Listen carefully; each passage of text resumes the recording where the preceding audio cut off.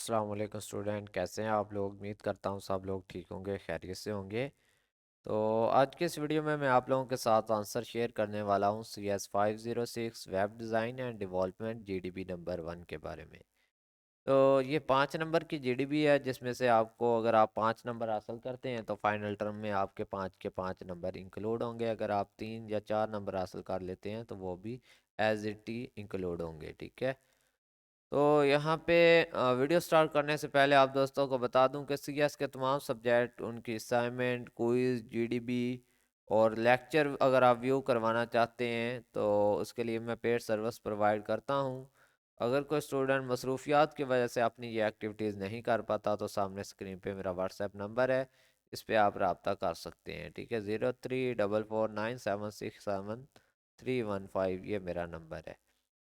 तो चलें जी, करते हैं आज की जीडीपी स्टार्ट, जिसकी क्लोजिंग डेट क्या है आपकी 28 नवंबर, यानी कि कल जो है इसकी क्लोजिंग डेट होगी। कल 12 बजे तक आप लोग ये जीडीपी पुट करवा पाएंगे। इसका कुछ यहाँ पे दी गई थी आपको इंस्ट्रक्शन, जिनको आपने रीड आउट कर लेना है, इसको आपने याद रखना है। ठीक है, जैसा कि मैं बता चुका हूँ 5% टोटल सब्जेक्ट मार है, तो 5 नंबर आपको इसके मिलने हैं। ठीक है, चले पैराग्राफ देखें तो most of the object oriented programming language support multiple inheritance. ज़्यादातर जो ऑब्जेक्ट ओरिएंटेड प्रोग्रामिंग लैंग्वेजेस हैं वो मल्टीपल इनहेरिटेंस को सपोर्ट करती हैं, but Java does not support. लेकिन जावा जो है वो मल्टीपल इनहेरिटेंस को सपोर्ट नहीं करती। Do you think that is the lack of multiple inheritance in Java any negative consequence. वो कह रहे हैं कि इस कमी का, जो मल्टीपल इनहेरिटेंस की जो कमी है जावा लैंग्वेज में, इसका कोई नेगेटिव कंसीक्वेंस है मेमोरी पर, मेमोरी मैनेजमेंट और परफॉर्मेंस पे। क्या इसकी वजह से कोई परफॉर्मेंस जो है उस पर असर पड़ता है जावा की मल्टीपल इनहेरिटेंस ना होने की वजह से, या मेमोरी मैनेजमेंट पर कोई असर पड़ता है, उन्होंने आपसे पूछा है। उन्होंने बोला give your comment in favour, या तो अपना कमेंट फेवर में दें कि इसका असर पड़ता है, या अगेंस्ट यानी कि इसके मुखालफ आप कमेंट दे दें कि इसका असर नहीं पड़ता। तो कमेंट दोनों सूरत में दिया जा सकता है, फेवर में भी दिया जा सकता है और अगेंस्ट में भी दिया जा सकता है। तो अगर आप फेवर में देंगे कमेंट तो फिर भी 2 लाइनें लिखेंगे, अगर आप अगेंस्ट में दे देंगे तो उसकी भी रीज़न देंगे कि आपने अगेंस्ट में क्यों कहा। अब होता है ना, एक चीज़ के लिए अगर आपको बोला जाए कि हाँ करें या ना करें, अगर आप हाँ करते हैं तो आपसे वो कहते हैं कि अगर हाँ किया तो 2 रीज़न बताएं। आप कहते हैं अगर ना यानी कि नो का है तो फिर भी 2 रीज़न बताएं। तो यही सीन यहाँ पे है कि अगर आपने यस कहना है तो फिर भी 2 रीज़न बतानी है, और अगर आपने नो कहना है तो फिर भी 2 रीज़न बताए। 2 रीज़न बता दें या 2-4 लाइनें लिख दें, बात सेम ही है। ठीक है, तो रीड द फॉलोइंग इंस्ट्रक्शन, जो कि मैं पहले ही आपको बता चुका हूँ। चलते हैं सीधा आंसर के ऊपर। तो यहाँ पर मैं दोनों तरफ का आंसर आपको प्रोवाइड करूंगा। The absence of the multiple inheritance in Java is deliberate design choice. ठीक है, ये जो होता है ना मल्टीपल इनहेरिटेंस का, जावा में गैर हाजिरी जो है वो डेलिब्रेट डिज़ाइन चॉइस को करती है। ठीक है, एंड वाइल इट में लिमिट सर्टेन प्रोग्रामिंग पैराडिम्स, और ये लिमिटेड कर देती है मुकम्मल प्रोग्रामिंग पैराडाइम्स को। ठीक है, यकीनी तौर पे जो है वो क्या कर देती है, लिमिटेड कर देती है। It is also wide potential complexities and challenges associated with memory management and performance। तो मेरे सजेशन में आप अगेंस्ट में दीजिएगा।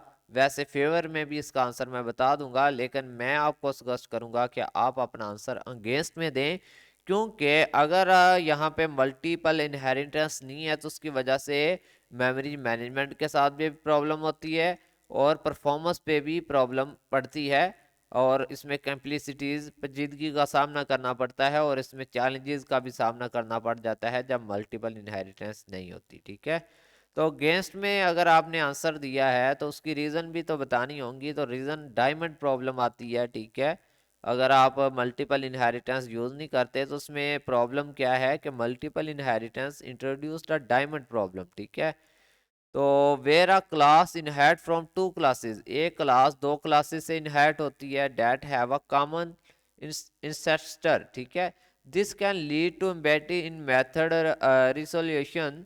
जावा single inheritance with interfaces mitigate this issues. अब देखें, मैं आपको बताऊं कि दो क्लासेस से एक क्लास मिलके बनती है तो वो तो होगी मल्टीपल इनहेरिटेंस। अब ये एक रूल हो गया कि दो क्लासें मिलके एक क्लास बनाती है। लेकिन जावा क्या करता है, सिंगल इनहेरिटेंस देता है, जिसकी वजह से एक क्लास के अंदर से एक क्लास बनेगी। तो इससे इशू पैदा होगा, ठीक है। promoting a more straightforward and predictable class hierarchy, ठीक है।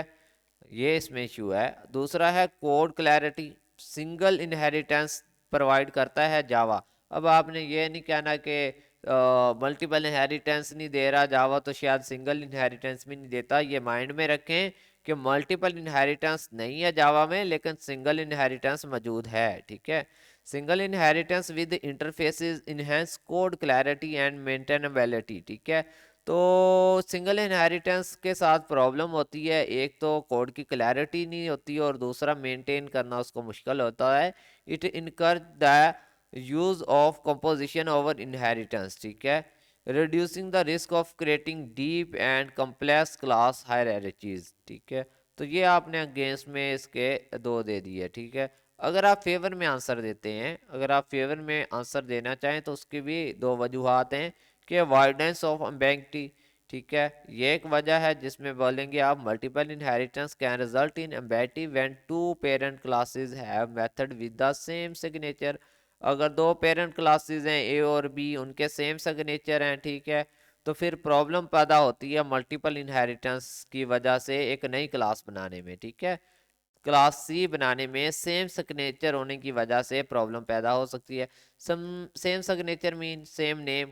क्लास ए और बी का सेम मतलब यानी कि नेम हो तो सेम सिग्नेचर हो जाएंगे ना। अब देखें Java single inheritance with interfaces eliminate such problems, ठीक है। तो अगर सिंगल इनहेरिटेंस होगी तो इस तरह की प्रॉब्लम से बचा जा सकता है।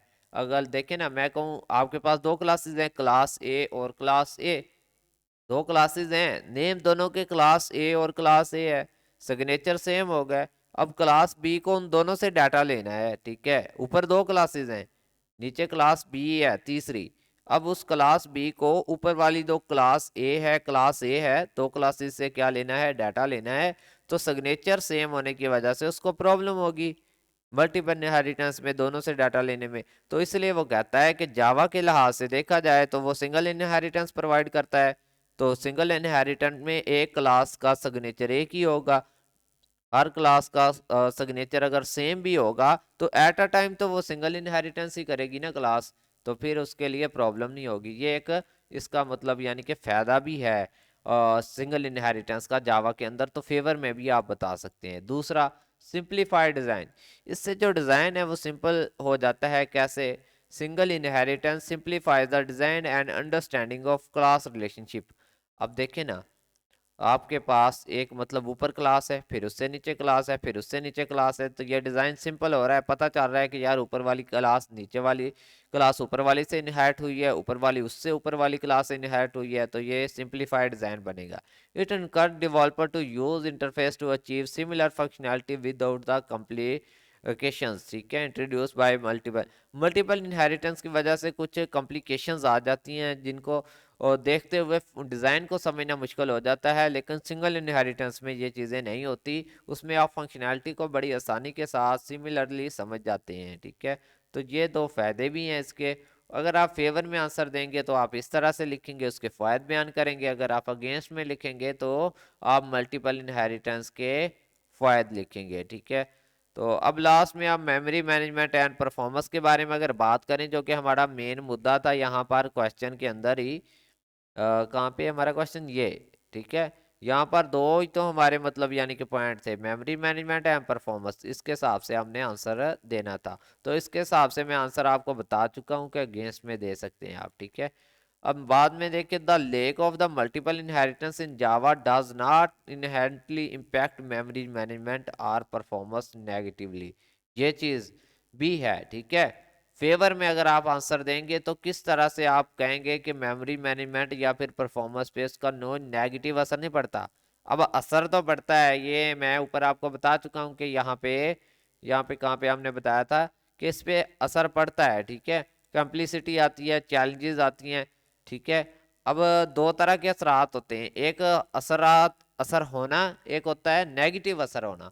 लेकिन असर तो पड़ता है लेकिन नेगेटिव असर नहीं पड़ता, ठीक है। तो उन्होंने नेगेटिवली पूछा होगा, तो फिर यहाँ पे देखें आपके क्वेश्चन के अंदर नेगेटिव कंसीक्वेंस का पूछा है, तो फिर आप कह लेंगे फेवर में आंसर देंगे, क्योंकि नेगेटिव असर तो नहीं पड़ रहा।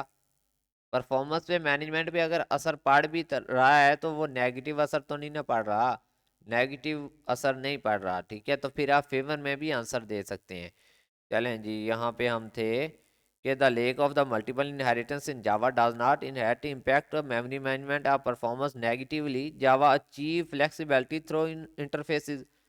जैसा कि आपके हैंडआउट्स में मौजूद है, ये देख सकते हैं, ठीक है। यहाँ पर अगर मैं आपको बताऊं, यहाँ पे देखें, यहाँ से, ठीक है, this is Java way of multiple inheritance. Interfaces की मदद से जावा क्या करता है, मल्टीपल इनहेरिटेंस प्रोवाइड करता है। तो फिर तो मसला ही हल हो गया ना।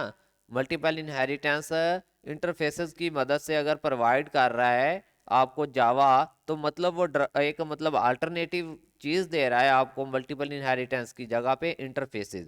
तो आप फेवर में भी आंसर दे सकते हैं, ठीक है। मेरा अभी इरादा बन रहा है कि आप फेवर में ही आंसर दें, क्योंकि अगर वो आपको प्रोवाइड कर रहा है मल्टीपल इनहेरिटेंस की बजाय इंटरफेसेस के ज़रिए, आप मल्टीपल इनहेरिटेंस का फ़ायदा उठा सकते हैं। जो काम आप मल्टीपल इनहेरिटेंस में कर रहे हैं वो जावा ने इंटरफेसेस के ज़रिए आपको करवा दिया, तो इसका मतलब ये हुआ कि ना तो मेमोरी पे कोई नेगेटिव इम्पैक्ट पड़ा, ना उसकी परफॉर्मेंस पे कोई नेगेटिव इम्पैक्ट पड़ा। तो आप फेवर में भी आंसर दे सकते हैं इसका, ठीक है। तो स्टूडेंट यहाँ पर मज़ीद आप अगर देखना चाहें तो मैं आपको सजेस्ट करूँगा एट द एंड ऑफ, यानी कि अभी मैंने इसको रीड आउट भी किया, ठीक है। तो मैं फेवर में आंसर दूंगा इसका, ठीक है।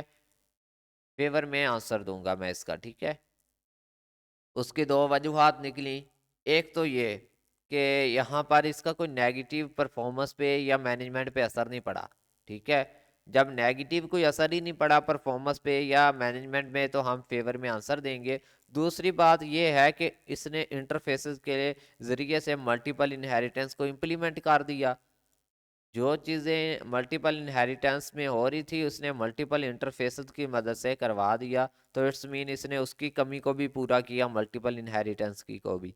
तो फिर आप आंसर पॉजिटिव में दे सकते हैं। ये वाला आंसर आप चेंज करके इसमें थोड़ी बहुत चेंजिंग लाजमी कीजिएगा, आप दे सकते हैं। बाकी आपकी मर्ज़ी, अगर आपको बेस्ट लगे कि अगेंस्ट में देना है तो आप उसमें भी दे सकते हैं। ये थी आप लोगों की जीडीबी। अगर आप लोग मुझसे जीडीबी बनवाना चाहते हैं तो ये मेरा व्हाट्सएप नंबर है, इस पर आप रब्ता कर सकते हैं। और वैसे भी अगर आप सेव करके रखना चाहें तो मेरा नंबर सेव करके एक मैसेज कर दीजिएगा, मैं भी आप लोगों का नंबर सेव कर लूँगा। मिलते हैं न्यू वीडियो में, तब तक के लिए अल्लाह हाफिज़, फ़ी अमान अल्लाह, अपना ख्याल रखिएगा।